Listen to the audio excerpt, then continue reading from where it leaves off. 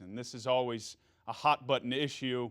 And the one thing that stood out to me, guys, is the fourth quarters have been pretty rough when you think of his numbers. So 1 through 10, you'd rate Joe Flacco's season what? You got 6, 7, and 5. So we'll start with Mink, middle of the road. But for Joe Flacco, I would say that's kind of a negative thing. Yeah, I mean, Joe Flacco should be one of the best quarterbacks. He's capable of doing that. We've seen it before. Right now, though, he has the 27th best quarterback rating in the NFL.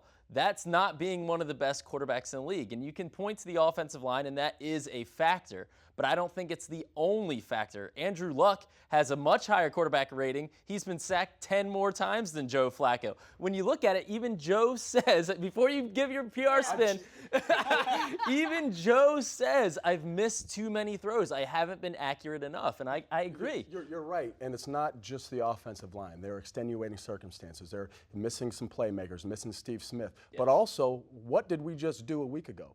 Changed offensive coordinators. There's a reason for that. There weren't the shots downfield. There wasn't the continuity in the offense. So, yes, by Joe Flacco's standards, he hasn't played as well as he can, but there are extenuating circumstances out. Some of it is on him. Some of it is outside. I just want to test his PR ability here for a second.